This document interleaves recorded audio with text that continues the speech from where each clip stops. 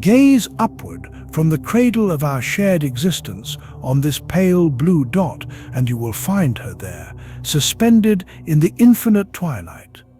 Long before we gave her the name of a goddess, or understood her nature as a world, she was a constant, a companion, a brilliant, unwavering diamond in the fading cobalt of dusk and the soft grey of dawn. This celestial beacon, the star of both the evening and the morning, has been a fixture in the human story for as long as we have possessed stories to tell. To the ancient Egyptians, she was two separate entities, the unconnected wanderers that heralded the day and the night. To the Greeks and Romans, she became Aphrodite and Venus, a singular embodiment of beauty and love, her radiant light a cosmic metaphor for desire. For millennia, she was simply a point of light, a celestial mystery cloaked in her own luminous silence. She was our closest planetary neighbor, a sibling of similar size and birth, and yet she remained a cipher, a brilliant enigma hanging in the void. That silence, that enduring mystery, was a siren call to the nascent spirit of scientific inquiry. The first to truly listen was the Dutch astronomer Christian Huygens. In the closing years of the 17th century, peering through his long telescopes, Huygens noted a peculiar uniformity to Venus. Unlike Mars or Jupiter, which showed distinct patches of light and dark, Venus appeared as a featureless, equally lucid sphere. This observation led him to a profound and prescient hypothesis. He wondered if the light we see was not reflected from a solid surface of land and sea, but from a thick, solid atmosphere that completely shrouded the globe beneath. What then, he mused, must Venus have no sea? Or rather, is not all that light we see reflected from an atmosphere surrounding Venus?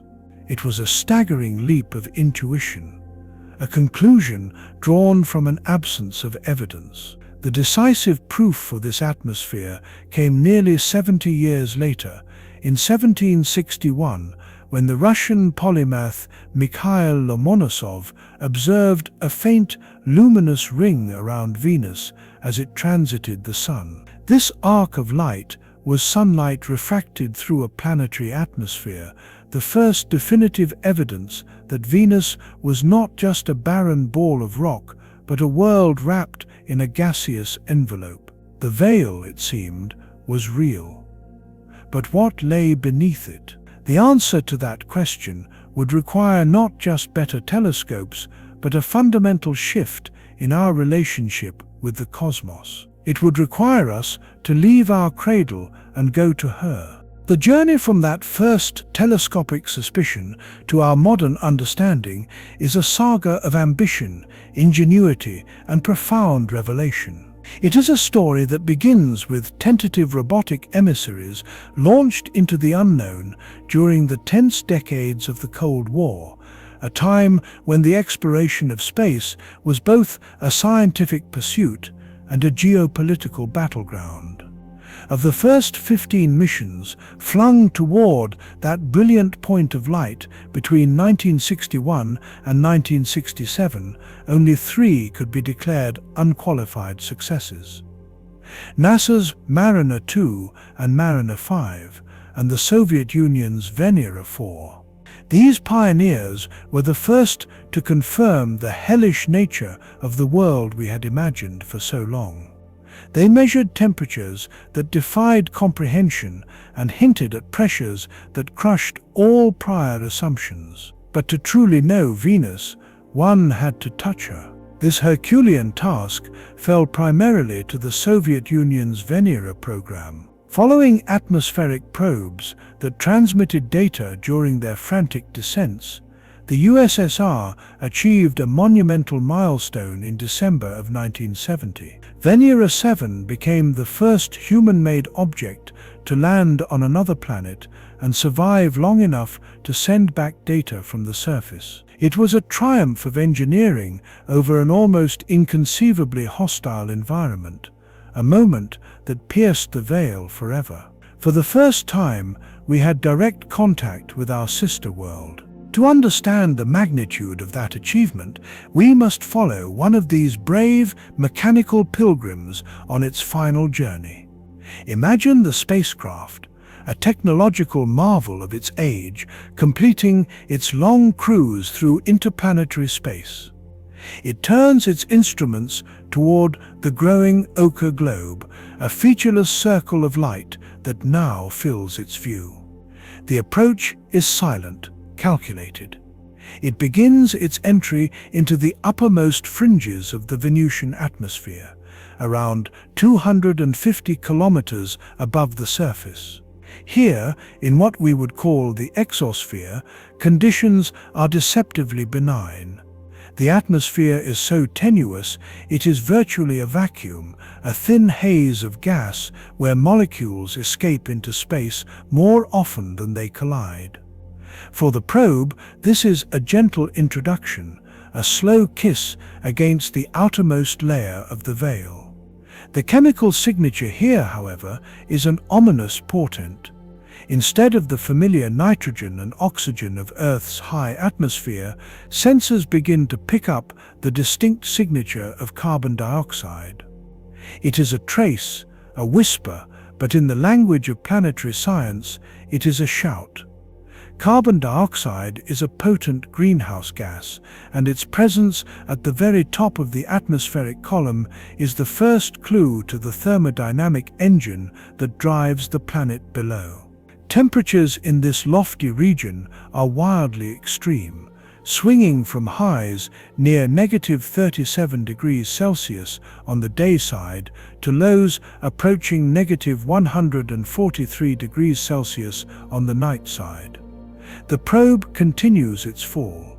Descending through the thermosphere and mesosphere, the spacecraft enters the domain of perpetual twilight and strange chemistry.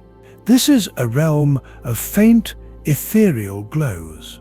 Oxygen atoms, broken from their molecular bonds by the sun's intense ultraviolet radiation, release energy as they recombine, creating a persistent infrared airglow that paints the high atmosphere in invisible colors. It is a beautiful, haunting phenomenon in a place otherwise devoid of comfort. The pressure begins to build, a steady, increasing hand upon the craft's hull. Then, at an altitude of approximately 60 kilometers, the probe meets the true shroud of Venus, the main cloud deck. This is the source of the planet's featureless, reflective face. This dense, global blanket, which extends down to about 40 kilometers above the surface, is not composed of water vapor like Earth's clouds. It is a corrosive soup of sulfuric acid. The process of its creation is a relentless photochemical factory. Ultraviolet light from the sun strikes carbon dioxide molecules high in the atmosphere, splitting them into carbon monoxide and single oxygen atoms. These highly reactive oxygen atoms then seek partners, finding sulfur dioxide and the scant traces of water vapor that exist in the Venusian air. The result is a condensation of sulfuric acid droplets, forming clouds of immense opacity and toxicity. It is acid rain on a planetary scale, though the droplets typically evaporate in the intense heat long before they could ever strike the ground. For the descending probe, this layer is a baptism of fire. The corrosive mist assails its outer shell, and it is hurled by winds of unimaginable force. At the top of this cloud deck, the atmosphere itself is engaged in a frenetic dance known as superrotation. While the solid body of Venus rotates once every 243 Earth days, the upper atmosphere races around the planet in a mere 4 days. The winds that drive this phenomenon scream at velocities of 100 meters per second, 360 kilometers per hour, or about 220 miles per hour. This is 60 times the rotational speed of the planet itself. For context, Earth's fastest jet streams rarely exceed 20% of our planet's rotational speed. Here, the very sky is a hurricane that never ends, circumnavigating the globe in less than a terrestrial week. As the probe plunges deeper, the environment transforms from a violently fast-moving corrosive fog into something even more bizarre and oppressive. Around 50 to 55 kilometers in altitude, the temperature, which had been a variable but potentially survivable range from 25 to 75 degrees Celsius, begins a sharp, relentless climb. The pressure mounts exponentially. The spacecraft passes through the bottom of the sulfuric acid cloud deck and enters what is, relatively speaking, clean air. But this clarity offers no respite. The atmosphere here is so thick, so incredibly dense, that it no longer behaves like a gas we would recognize. The carbon dioxide, which makes up 96.5% of the atmosphere by volume, is subjected to pressures exceeding 90 times the standard atmospheric pressure at sea level on Earth. This is comparable to the pressure found 900 meters or 3,000 feet beneath the ocean's surface on our world. Under these conditions, carbon dioxide undergoes a profound phase change. It becomes a supercritical fluid. This is a state of matter that exists at temperatures and pressures above a substance's critical point, where the distinction between liquid and gas vanishes. Supercritical carbon dioxide has the density and solvating power of a liquid, but the expansion and flow properties of a gas. The probe is now descending not through an atmosphere, but through a hot, dense, glowing sea.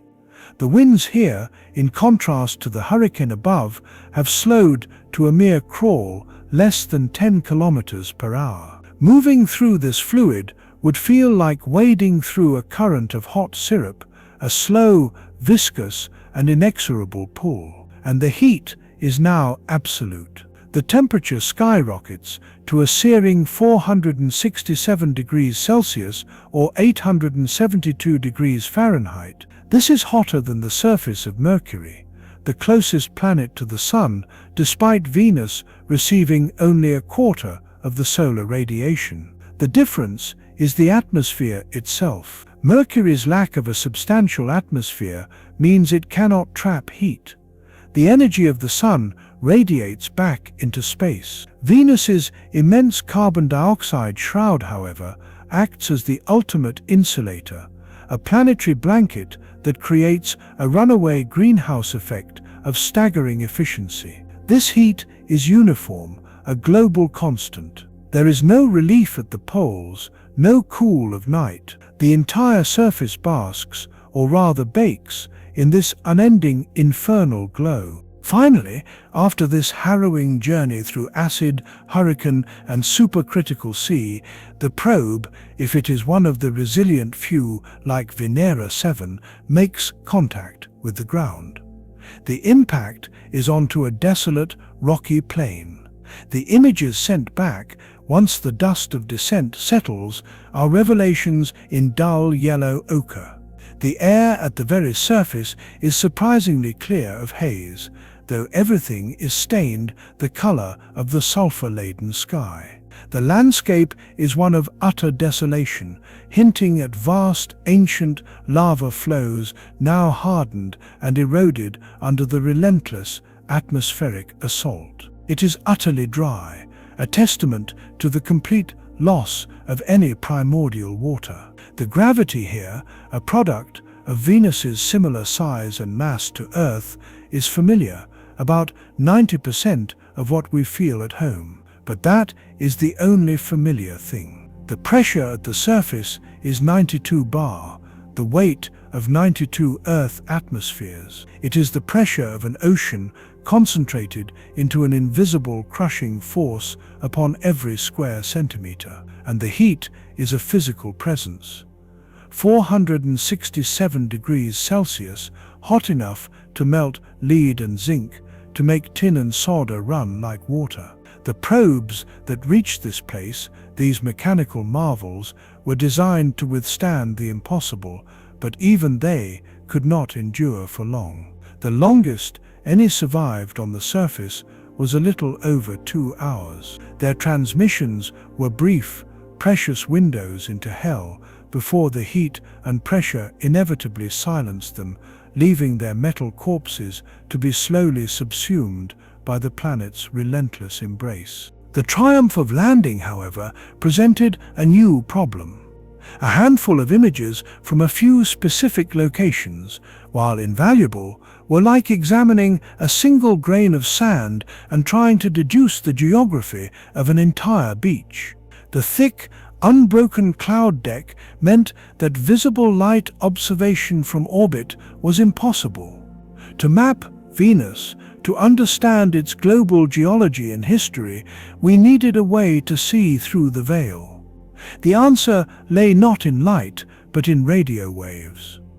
Radar imaging became the key. Early efforts, like NASA's Pioneer Venus orbiter in the late 1970s, provided the first crude global maps, but their resolution was low, akin to viewing a city as a single pixel. The Soviet Venera 15 and 16 orbiters in the early 1980s improved upon this, achieving resolutions of 1 to 2 kilometers.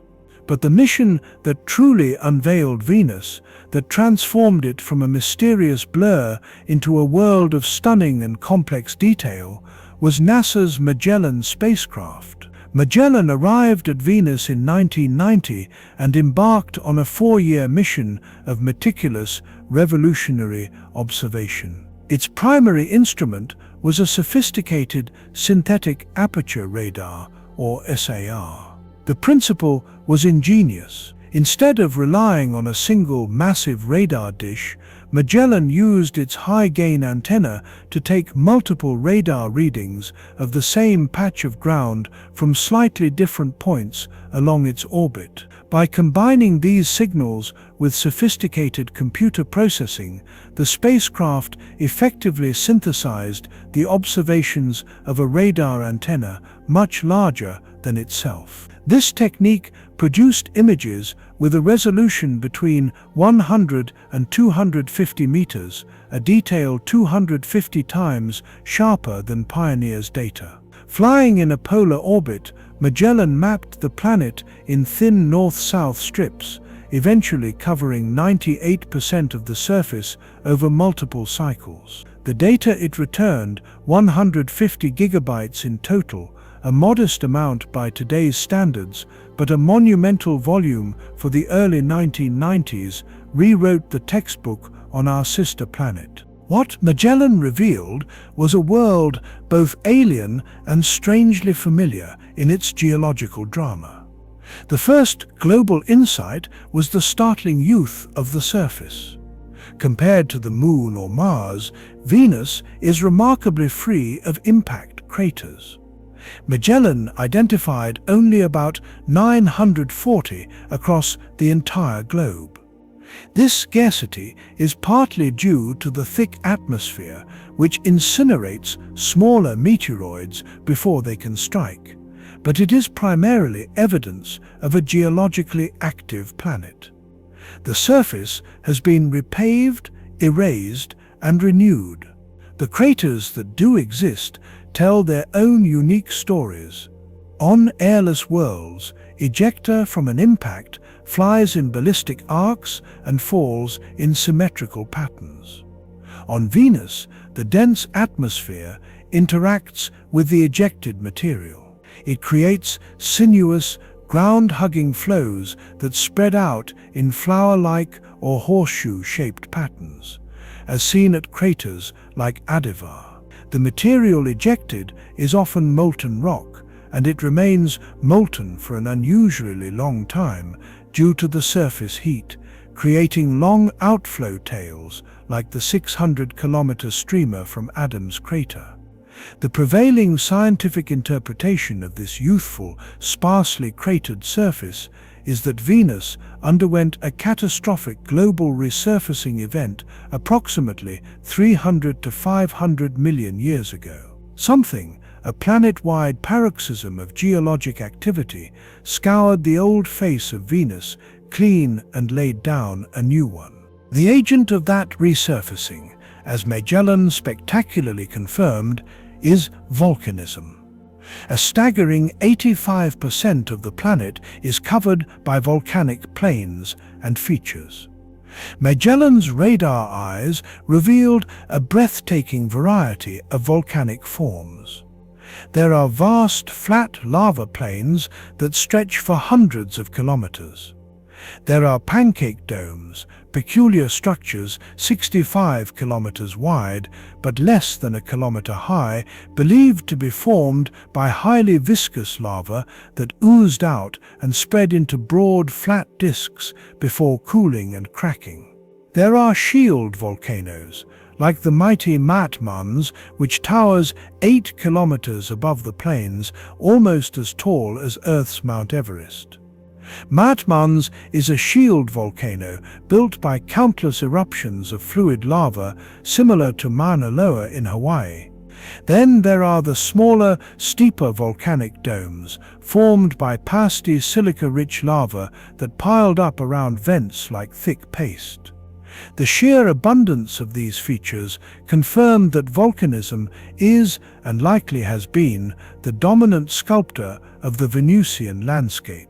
For decades, the question remained, is Venus still volcanically active today, or is it a geologically dead world preserving the scars of its last great cataclysm? In a stunning discovery in 2024, researchers revisiting Magellan's decades-old data found evidence that at least 2 volcanoes had erupted during the spacecraft's watch in the early 1990s. Venus, it seems, is very much alive. Beyond the familiar shapes of volcanoes, Magellan revealed geological structures that have no direct analogue on Earth, hinting at the profound differences in how Venus operates as a planetary engine. Among the most enigmatic are the coronae. These are vast circular to oval features, often hundreds of kilometers across, characterized by a ring of concentric fractures and ridges surrounding a raised interior that has sometimes collapsed. A spectacular example is the 500-kilometer-wide Yavin coronae. Coronae are thought to be the surface fingerprints of mantle plumes, great upwellings of hot rock from deep within the planet. On Earth, as a tectonic plate drifts over a stationary mantle plume, it creates a linear chain of volcanoes like the Hawaiian Islands. Venus, however, appears to lack the mobile plate tectonics that shape our own world. Instead, it may operate under a stagnant lid regime where the lithosphere, the planet's rigid outer shell, forms a single, unbroken plate. When a mantle plume rises beneath this stagnant lid, it pushes the surface upward into a broad dome. As the plume's energy wanes, the dome can collapse inward, creating the complex fractured rings of a corona. There are roughly 500 coronae scattered across Venus, and their distribution does not follow the linear patterns of plate boundaries we see on Earth. They are monuments to a different kind of planetary cooling, a tectonic style all Venus's own. This stagnant lid model may hold a crucial key to understanding Venus's ultimate fate and the origin of its hellish climate. On Earth, plate tectonics performs a vital regulatory function for our climate, acting as a global thermostat. Atmospheric carbon dioxide dissolves in rainwater, forming weak carbonic acid that weathers silicate rocks on continents. The resulting minerals are carried by rivers to the oceans, where they settle as sediments on the seafloor. Over millions of years, this carbonate-rich sediment is drawn back into the mantle at subduction zones, where one tectonic plate dives beneath another. This process, known as the carbonate-silicate cycle, sequesters carbon dioxide on geological timescales, preventing a runaway greenhouse effect. Venus, with its single stagnant lithosphere, appears to have no such mechanism. There is no plate recycling, no way to draw down atmospheric carbon and bury it in the mantle. Instead, carbon dioxide outgassed from volcanoes simply accumulates in the atmosphere. The heat trapped by this thickening CO2 blanket increases the temperature, which in turn can increase volcanic activity, releasing more greenhouse gases. It is a vicious, self-amplifying cycle, a positive feedback loop with no natural break. The heat and pressure build beneath the rigid surface until the stress becomes too great. The result, according to one compelling theory, is not the steady, piecemeal renewal of Earth's surface, but episodic, catastrophic overturns. The entire lithosphere may grow unstable and founder, sinking into the mantle in a global cataclysm that resurfaces the entire planet in a geologically brief interval of intense volcanism. This could be the explanation for the young age of Venus's surface. The last great resurfacing event 300 million years ago may have been one such planetary-scale convulsion. Another unique and ancient feature revealed by Magellan are the tesserae. These are highly deformed, rugged highland regions that cover about 8% of the surface, with a distinctive tile-like crisscrossing pattern of ridges and valleys. They are some of the oldest geological terrains visible on Venus, dating back perhaps 750 million years. Alpha Regio is a prime example, a complex, fractured highland standing above the volcanic plains. The exact origin of tesserae is still debated. They may be remnants of an ancient, thick continental crust that has been squeezed, stretched, and shattered by tectonic forces over eons. Alternatively, they could be composed of highly deformed volcanic rocks. Their preservation suggests they have withstood the global resurfacing events, island-like survivors in a sea of younger lava. They are windows into a more ancient, perhaps more dynamic, chapter in Venus's history, and they remain high-priority targets for future missions seeking to understand the planet's deep past. While Magellan's primary legacy was mapping the surface, it also provided the first tantalizing hint of present-day tectonic activity. By comparing radar images of the Aphrodite Terra highland region taken 8 months apart in 1990 and 1991, scientists noticed a change. A new, bright, flow-like feature had appeared.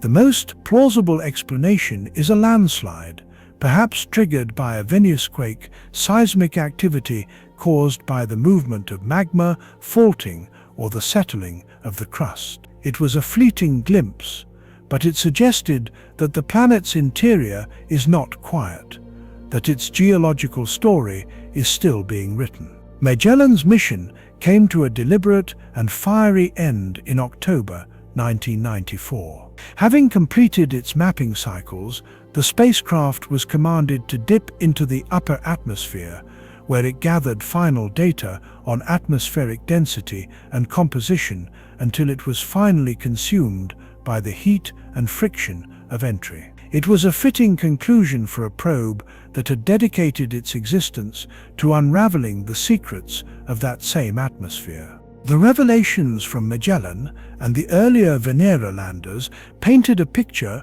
of a dynamic, violent, and utterly inhospitable world. Yet, in the last few years, a new and profoundly provocative question has arisen from the data. One that challenges our very definition of where life can exist. The story begins in the cloud decks. in that region between approximately 50 and 65 kilometers above the surface. Here, the environment undergoes a remarkable inversion. The crushing pressure eases to something close to Earth's surface pressure, and the temperature enters a range from about 30 to 70 degrees Celsius. It is, astoundingly, the most Earth-like environment in the entire solar system, more benign than the surface of Mars. For decades, visionary scientists like Carl Sagan and Harold Morowitz speculated that this temperate cloud layer could, in theory, be a habitat for airborne microbial life. The idea seemed like science fiction until September 2020, when a team of astronomers led by Professor Jane Greaves of Cardiff University announced a detection that sent shockwaves through the scientific community. Using the James Clerk Maxwell telescope in Hawaii and the Atacama Large Millimeter Submillimeter Array in Chile, they reported spectral signatures consistent with trace amounts of phosphine gas in the Venusian cloud deck. On Earth, phosphine, a molecule of one phosphorus atom bonded to 3 hydrogen atoms, is a compelling biomarker. It is notoriously difficult to produce in significant quantities through ordinary geological or atmospheric chemistry on a rocky planet. While it exists in the atmospheres of gas giants like Jupiter and Saturn, where it is forged in the deep, hot, high-pressure interiors and convected upward, the environment of a rocky world like Venus should rapidly destroy it. Here, it is often associated with anaerobic biological processes, such as those in swamps, sediments, and the intestines of animals. The detection, at an estimated abundance of around 20 parts per billion, immediately sparked intense debate and excitement. Could this be a signature of life, of extremophile microbes floating in the temperate, though acidic, cloud decks of Venus? The implications were staggering: life not on a distant exoplanet, but right next door in one of the most hostile environments imaginable. The scientific community responded with intense scrutiny. Subsequent analysis by other teams, re-examining data from NASA's Pioneer Venus mission and other telescopes, failed to confirm the finding or placed much lower upper limits on phosphine abundance.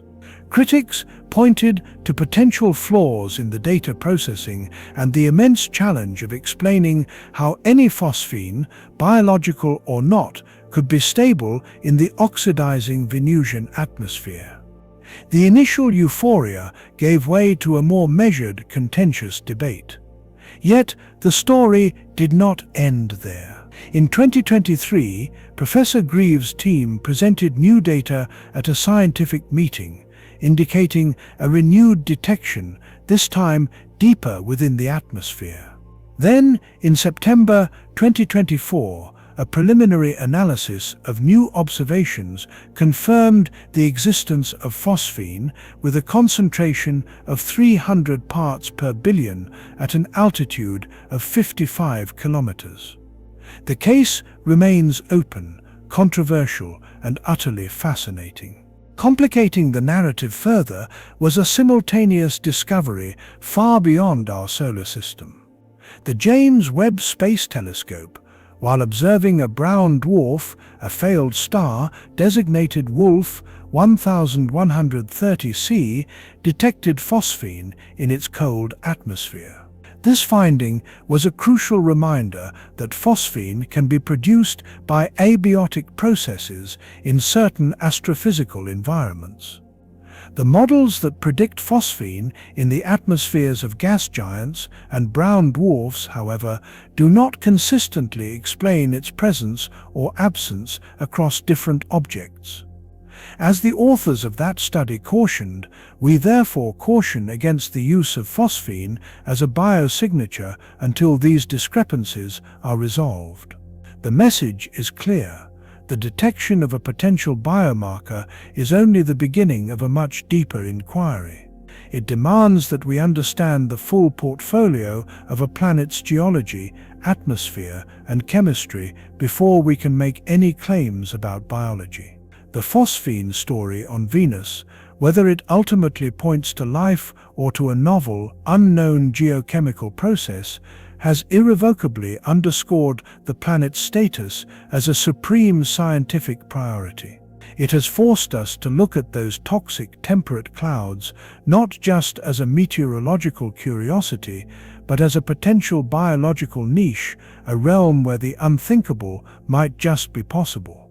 This resurgence of interest in Venus is not limited to the phosphine debate.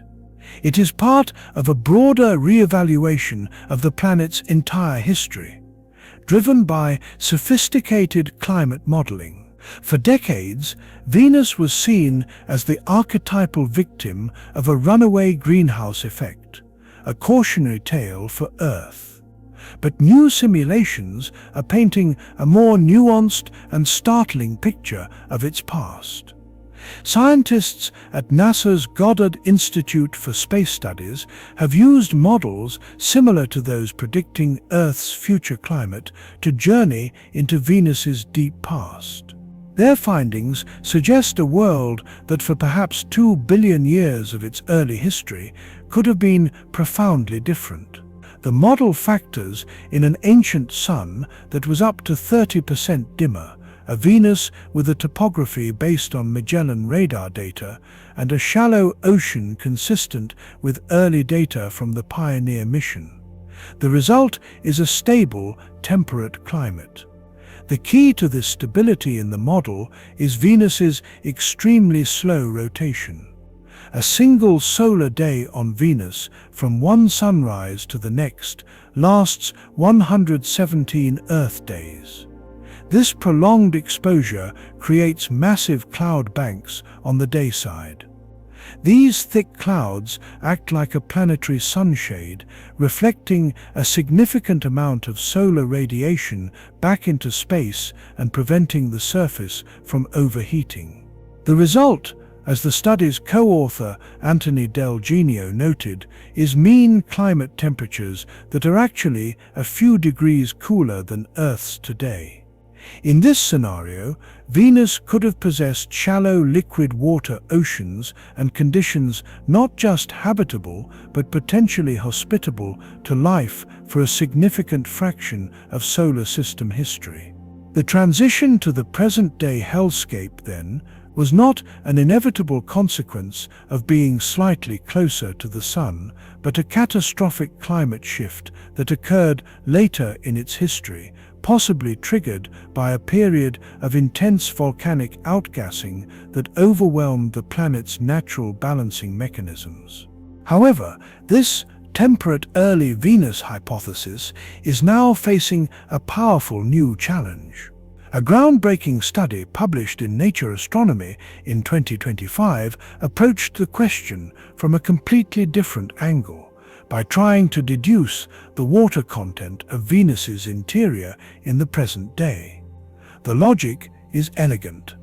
If Venus once had abundant surface water and a temperate climate, its mantle should still be relatively water-rich, as water is efficiently retained in mantle rocks. This water would then be gradually outgassed by ongoing volcanism. The researchers calculated the present rate at which key atmospheric gases, particularly water vapor, carbon dioxide, and carbonyl sulfide, are being destroyed by photochemistry in the upper atmosphere. For the atmosphere to remain in a steady state, these losses must be replenished by volcanic emissions from the planet's interior. By reverse engineering the composition of these volcanic gases, the study arrived at a startling conclusion. The volcanic gases supplying the modern Venusian atmosphere are remarkably dry, with a water mole fraction of at most 6%. This is substantially drier than gases released from Earth's mantle under similar conditions. The implication is that Venus's interior is, and likely always has been, dry. This finding supports an alternative dry Venus scenario where the planet formed hot and its primordial water was lost to space during a prolonged magma ocean phase that lasted perhaps 100 million years. In this view, Venus never cooled enough to condense a lasting ocean. Its surface has been a desert since the beginning, and its atmosphere evolved directly from that of a cooling inferno. The study's authors argue that this dry interior is inconsistent with a long-lived, temperate, ocean-bearing past. The debate between the wet early Venus and dry early Venus models is now one of the most vibrant and consequential in planetary science, for its answer determines whether our sister world was ever a true twin, a blue marble like our own, or whether its divergence was baked into its very formation. This constellation of profound questions about past climate, present volcanism, atmospheric chemistry, and the tantalizing possibility of life has catalyzed a new golden age of Venus exploration. After decades of relative neglect, an international fleet of missions is now being prepared to journey to the morning star, each designed to peel back another layer of the mystery. NASA, having rekindled its commitment, has two flagship missions in development. The first is Da Vinci Plus, the deep atmosphere Venus investigation of noble gases, chemistry, and imaging. Scheduled for launch around 2030, Da Vinci Plus is a descent probe mission in the spirit of the old Venera landers, but armed with 21st century technology. Its sphere will plunge through the atmosphere, taking precise measurements of its composition at every altitude. It will analyze noble gases to understand the planet's volcanic outgassing history and origin, hunt for trace chemicals that could hint at geological or biological processes, and even attempt to capture the first high-resolution images of the planet's surface during its descent, focusing on a rugged tessera region. Its goal is to answer foundational questions: was there ever water? How did the atmosphere form and evolve? NASA's second mission is Veritas, the Venus Emissivity, Radio Science, INSAR, Topography, and Spectroscopy Orbiter.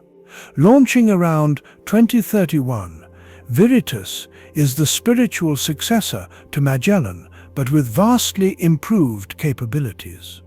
Its synthetic aperture radar will map the surface at resolutions as fine as 30 meters, creating the first true global topographic map of Venus. It will also carry a near-infrared spectrometer to peer through narrow spectral windows in the atmosphere and map surface rock composition, searching for signs of ancient granitic continents and recent volcanic deposits. By measuring the planet's gravitational field with extreme precision, Veritas will probe the interior structure, revealing the state of the core and the patterns of mantle convection. Its mission is to understand how Venus works as a planet, its geologic activity, its tectonic style, and the history of its surface evolution. The European Space Agency is contributing Envision, an orbiter with a comprehensive suite of instruments to study the atmosphere, surface, and interior, providing a synergistic European perspective. India, building on the success of its Mars Orbiter mission, has approved its own ambitious Venus Orbiter mission, or Shukriyan. The Indian mission will feature a powerful S-band synthetic aperture radar capable of achieving surface resolutions of 20 to 30 meters, an order of magnitude better than Magellan's global map. It will also carry a suite of spectrometers to study atmospheric chemistry and cloud composition, and it aims to perform novel aerobraking maneuvers to fine-tune its orbit, a technological demonstration in the harsh Venusian environment. China has proposed VOS, the Venus Volcano Imaging and Climate Explorer, which would launch in the latter half of this decade to investigate geological evolution and surface-atmosphere interactions. Russia has announced plans for Venera D, a mission that would include an orbiter and a lander, harkening back to its historic legacy of Venus exploration. Perhaps most intriguingly, the field of Venus exploration is expanding beyond government agencies. A private mission, the Venus Life Finder, is being developed by Rocket Lab in collaboration with scientists at the Massachusetts Institute of Technology. Slated for launch as early as 2026, this small, focused mission represents a new paradigm, low-cost, rapid, and targeted. The mission consists of a small probe that will enter the atmosphere and during its 5-minute descent through the crucial cloud layer between 65 and 45 kilometers in altitude, operate a single, elegant instrument, an autofluorescence nephelometer. A laser will shine into the atmospheric haze. If organic particles are present, they may scatter and fluoresce under the laser light. The instrument is designed to detect that faint glow, a potential direct signal of complex carbon-based matter in the clouds.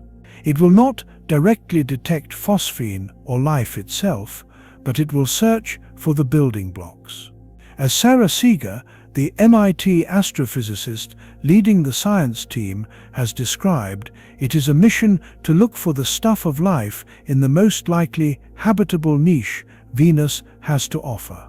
This private venture underscores the profound shift in how we explore our cosmic neighborhood, driven by specific, burning questions. The journey of these missions, however, has not been without peril, reflecting the fragile interplay between scientific ambition and political will. In 2025, a proposed White House budget sent shockwaves through the scientific community by threatening catastrophic 47% cuts to NASA's science division. This draconian plan would have cancelled or terminated 41 missions, including the in-development Veritas and Da Vinci, as well as active spacecraft like the New Horizons probe at the edge of the solar system. The rationale was fiscal, but the cost, as articulated by organizations like the Planetary Society, would have been a generational setback in our understanding of the universe. The potential cancellation of Veritas and Da Vinci was particularly poignant. As missions selected through intense scientific competition, they represented the community's consensus on the most critical unanswered questions about our sister planet. To lose them would be to turn our backs on a world that holds essential clues to the fate of Earth-like planets everywhere. Following a sustained advocacy campaign by scientists, citizens, and space organizations, Congress ultimately rejected the deepest cuts. The final 2026 budget, while not increasing funding, preserved NASA's science portfolio at near constant levels, explicitly saving missions like Da Vinci, Veritas, and New Horizons. It was a reprieve, a testament to the value the public places on exploration and discovery. Yet, as the new NASA Administrator Jared Isaacman takes the helm, the episode remains a stark reminder that the quest for knowledge is a continuous endeavor, one that requires not just engineering brilliance, but also enduring societal support. The relief in the community was palpable, but tempered with caution. Funding battles are fought anew each year. As we stand on the threshold of this new wave of exploration, we must step back and contemplate Venus not just as a world, but as a concept, a parable written across the sky.